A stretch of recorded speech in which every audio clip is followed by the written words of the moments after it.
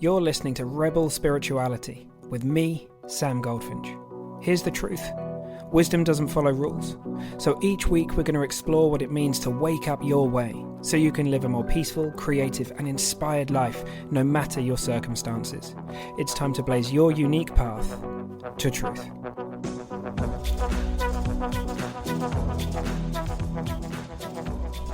Hey friend, very quickly, the Wisdom Doesn't Follow Rules program will be officially launching in the autumn. Dates to be confirmed.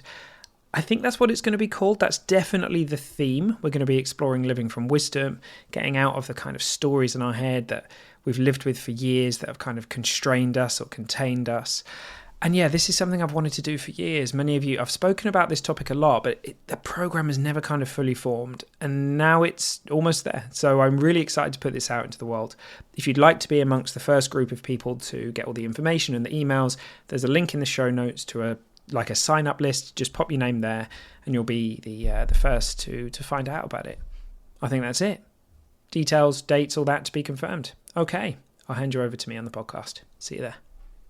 Hey Rebel friend, it's an important one today.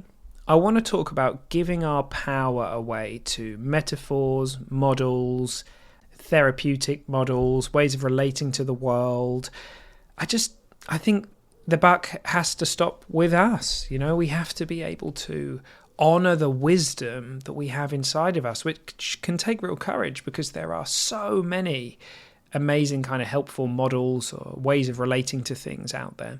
But there's a few things that kind of tend to, I've just noticed them getting in the way. One thing that us humans like to do is take metaphors literally. So we think about metaphors. It may be kind of like the parts metaphors from IFS, or it might be the inner child and outer child kind of metaphors. Even the subconscious is a metaphor. Language itself is a metaphor. And metaphors have edges and you can stretch them to a point, and they're very helpful at kind of bringing an image or a feeling into something that can sometimes feel a little bit kind of abstract. And so I think they're wonderful and they're beautiful. But I think they also can be overused, and we can also relate to them as if they're literal. And we can start to kind of think, well, there's all of these, for example, we might relate to the parts that are in us as energies, and switching that language, it softens the edges a little bit. And I think we have to kind of intuit into our own neurology, our own nervous system, about the metaphors that work for us, about the therapeutic models that do or don't work for us. And I think we always, always want to remember that the source of wisdom that resides at the heart of your being is yours. And so as much as it's absolutely the case, for example, that it's incredibly important to have this, well, in my opinion, to look towards the truth that we're inherently safe in our psychological experience, that they're just a bunch of words, right? It just sounds like poetry until it doesn't. And so then that true power, that insight resides within you. It resides within me. And it's only the things that you see for yourself that are going to make the difference for you. I make these podcasts, or I run calls, or, put programs together, whatever it might be. I can talk from my heart. It's not about teaching, because I understand that it's the catalyst, it's the stuff that it sparks that's going to make the difference. This stuff is it's not taught, it's kind of caught in a way.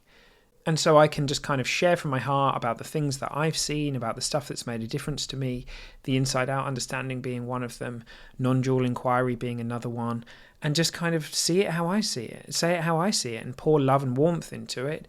But it's only the stuff that you're going to see for you that's going to make the difference. It's just going to be a bunch of words. We give one person a book and they read it and they just think it's a steaming pile of shite, and somebody else reads the same book and they have a profound insight because it wakes up something in them. Okay.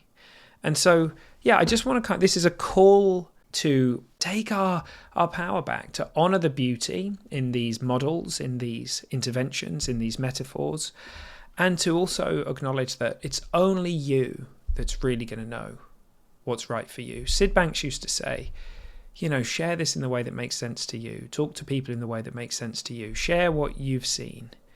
Just be you, be ordinary. Don't get caught up in having to try and come across a certain way.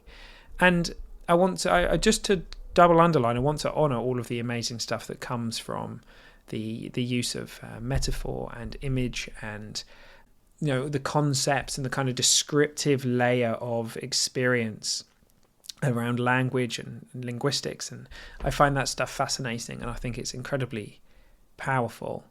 And I think we want to be careful not to kind of hand our power over to anybody who's outside of us. Only you really know. And that source of wisdom is inside you.